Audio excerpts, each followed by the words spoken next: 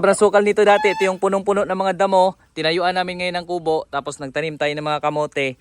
Ayun na po. Sobrang dami na nakukuha pagkain dito. May mga gulay na. At good news po, yung mga itik natin, medyo malalaki na. Pakita ko rin sa inyo, magpapakain tayong itik. At may mga alaga nga rin pala kami dito, mga aso. Sila yung tagabantay dito. So dito naman, yung mga manok, gansa. Andyan na rin sila. Tapos dito sa ibabaw, may mga sisiw din tayo dyan ng pabo. Ayan, nagtago sa nanay nila. Diyan natin nilalagay yung mga pabo na may sisiw para ma-safe sila. Tapos dito sa ilalim, meron pa din mga nagaliblim ng mga alaga natin. Ayan po. Ito, may nagalimlim tayo dyan pabo. Ayan. Tapos dito pa sa kabila. Ayan po. Ayan, may mga sisiw na rin yan. Umpisa na rin mapisa yung mga sisiw niyan. Ayan, tapos doon din sa kabila. Ayan, may mga pabo tayo dyan, nagalimlim. Tapos papakain muna po tayo ng mga itik. So dito po, may azola tayo dyan. Azola, yun yung hinahalo kong pakain sa mga manok, gansa, pabo. So yan yung ating pakain. Tapos dito naman, nandito yung mga pakain natin. Kuha lang tayo. Ang pinibigay natin pakain sa mga alaga natin. Sa mga sisiw ng itik. Sisiw na itik. Tara. Mamaya-maya konti na ito manok.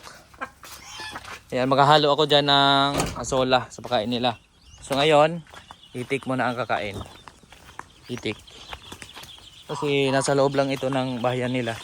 Ito pala yung ginawa kong bago, silungan ng bahay ng itik. Ayan, trapal-trapal na yung bubong natin dyan.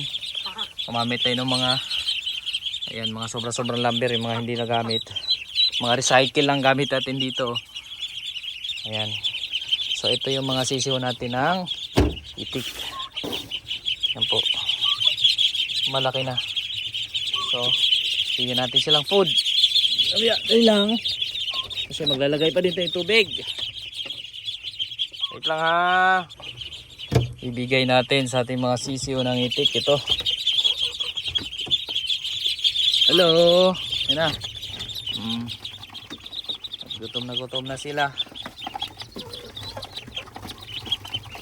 Oh, yan. Tubig.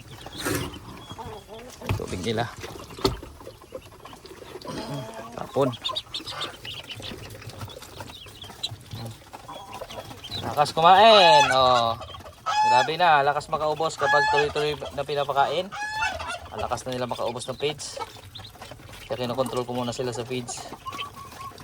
Ayan, dalawa itong tubigan ko, pero ngayon isa muna nilagay ko kasi kanina madali akong pabalik dito dahil kinakain ng manok yung feeds nila. Ayan. Tapos dito sa kabila po, tuman tayo. Ayan naman, nandahan ang pag-inom nila. So dito po sa kabila, may mga itlog na rin po yung mga manok. Ito kasi magkatabi po ito. Ito yung unang tinayo dito, kulungan ng manok. Tapos nilagyan ko ng extension doon para lagayan ng kulungan ng mga sisiw ng itik. Tapos dito po, ang itlog na rin yung mga bagong lagay natin dito, mga native na manok. Actually nabasagan to nung nakaraan. Nilutuan ko to, mga 6 piraso kinuha ko dito. Pero ngayon hindi pa naglimlim. So antayin pa natin kung kailan maglimlim yung manok natin. Hindi ko alam kung maglilimlim yan kasi medyo may pagka-hybrid yan .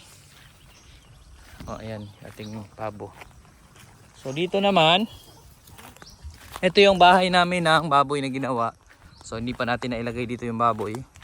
Iaawat pa lang yung mga biik. Sasanayin ko muna sa kabila bago ko ilipat dito. Ayan. So ito, temporary na area para hindi mo na sila pupunta kung saan. Tapos pagka sanay na sila dito, papakawalan ko na sila. Maglalagay pa ako ng isa pang lambat dito. Lalambatan pa natin yan. Para gagala yung mga baboy natin. Dito pababa. Kunting baboy lang naman to. Pero actually observe ko pa din kasi may mga prutas akong tanim dito. Inaalala ko rin naman. Baka masira yung mga tanim kong prutas yan. Maliliit pa. Ayan. So ayan . So inisip ko pa yan kung papakawalan ko sila dito. Or doon na lang muna sila sa loob ng yun. Obserbahan ko pa. So ayan . May duhat din dyan . So eto, pababa yung area ngayon, yung mga saging natin ayan na buhay na yung mga saging, medyo payat lang. So siguro kailangan ng fertilizer. Maganda siguro lagyan natin fertilizer yan sa sunod. So kasi yung dito ng mga saging sa ibabaw, okay yung tubo. Maganda yung tubo. Ay, mga kasama natin. So ayan. Yung mga alaga natin dito. Tapos dito po, nilagyan ko na rin ng lambat para concentrate yung mga tuta, yung mga aso natin bago doon sa kabila. Tsaka minsan kasi mampabot, sumasampa doon sa yung pool na yon, baka mabutas. So nilagyan ko dito ng harang. Ayan, para dito na lang sila gagala, hindi na sila papasok doon, dito naman sa kabila. Ayan, hanggang dyan lang din sila. Kasi nandyan yung bahay ng pabo paloob. Tapos ito yung gate namin. So ayan yung ating update dito sa ating simpleng lote na ginagawa natin, dahan-dahan nating ini-improve as farm. So sa ngayon ano lang to, backyard farming, no, mga ilang alaga pa lang. So tingnan natin kung paano natin mapa-improve, paano natin mapapaunlad tong mga pag-aalaga natin dito, no, kung paano nga ba tayo kumita sa pag-aalaga ng hayop. So yun yung mga goal natin, marami pa tayong planong gawin dito. So lalo na dito, nag-umpisa tayo sa itik, no, tapos doon sa kabila natin papakawalan yan. Pakita ko sa inyo yung kabila. Yung kabilang area naman, yan yung hinuhulugan pa natin. Itong lote, itong dito na part, itong mga tinatayuan na natin dito ng mga housing. Yan, ito yung tapos na namin bayaran, itong loteng to. Kasi hulugan kasi to. So ito, tapos na to, nilambat na natin, tapos nagtayo na tayo ng mga housing dyan. May mga kubo na rin tayo dyan. Fully paid na. Kasi itong kabila, yan, yung may mangga na yan, mula doon papunta doon sa dulong yun, yung may mangga doon hanggang doon sa dulong mangga.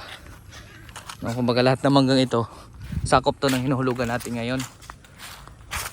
Malaki-laki pa yung balance ko dito.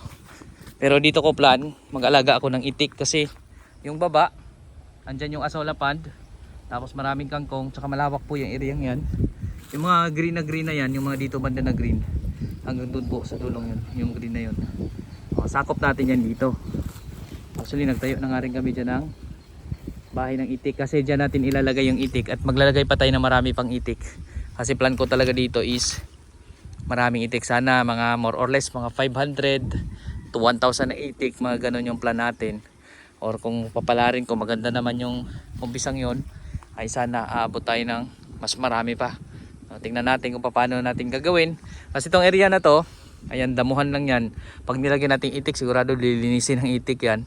Tapos ikuan ko yan, plano ko dyan, hahatiin ko bawat area. Tapos yung dulo kasi inaabot yun ng baha. Pag bumabaha doon may mga suso, so pagkatapos ng baha naiiwan yung mga suso doon. So yun naman yung pandagdag na rin yun na kapagkain ng mga itik natin, no. Tapos dito na side may mga kuhol dyan, may mga kangkong at mga insekto pa, marami mga damo-damo. So yan kinakain din ng itik. So malaking tulong yan para sa ating planong pag-iitik. No, tapos baboy, plano ko rin magbaboy. No, baboy, tas yung mga katas-katas nung pinaglinisan sa baboy, papaagas natin sa maglalagay tayo ng area kung saan natin papaagas yun. Tas tamna natin ng azola or kangkong. No, so yun yung main plan natin dito. So tingnan natin kung matutuloy. Kasi medyo mahaba-haba pang panahon ang kailangan natin doon. Medyo mahaba-habang proseso pa yon kasi kailangan pa nating pag-aralan. Kailangan natin ng budget. Sa ngayon wala pa tayong ganung budget. So dahan-dahan lang, explore lang, tingnan natin kung hanggang saan tayo dadalhin ng plano natin. No, so marami pa tayong plano dito. At sana ay matupad. Ito po ay kalsada, na ito barangay road, kaya lang pinakadulo na yan, kaya madamo yung kalsada dito, pero may mga bato yan. Tapos may kuryente rin dito tumabo. So katabi naman tayo ng barangay road. Tapos nagkataon pa katabi tayo ng ginawang road right dito. Kasi paloob nito may mga nagmamay-ari din dyan na mga farm owners, mga ano to, 1,000 square meters na mga farm ganon. So ito may may-ari din nito. So dun sa dulo mayroon ding iba-ibang mga may-ari dito, no. So yung akin ito lang 'yon. Hanggang doon. 'Yon, papunta dun banda. 'Yon sa likod ng manggang 'yon, mayroon doon. May bato doon. No, doon pa banda, tapos pa ganun 'yan. Pahaba. So may 80 meters ito mula dito. Punta doon 80 meters, tapos ito punta doon sa kabila 25 meters, no. So yun yung ano niya, pa rectangle siya. No, ano to? 2,000 square meters itong area na to. Itong kabila, higit sa 1,500, higit sa 15,000 pala. 15,000, higit sa 15,000 square meters yung kabilang area. Kumbaga 1.5 hectares mahigit. Ayan, mahigit sa 1.5 hectares yung area yan. Kasama yung palayan, manggahan. So, ayan po. Maraming salamat Lord. At kahit paano eto, natapos nating bayaran. So, ito na lang. No, at sana ay marami pa tayong magagawa dun sa mga plano natin. May mga goal tayo na sana ay matupad pa natin. No, so, ayan yung ating update mula dito sa aming lote. Na ngayon ay kasalukuyang ginagawa nating farm. At muli po sa inyo lahat, sana ay na-inspire kayo, nakapulot kayo ng idea. Kung meron kayong lote na medyo masukal pa, no? So pwede nyong tingnan idea itong ating ginagawa dito. At kapag nangangarap kayo katulad ko, ganun lang din ako dati, nangangarap ako magkalote. So sa ngayon ay meron na tayong sariling space. So muli po, maraming salamat po sa inyong lahat.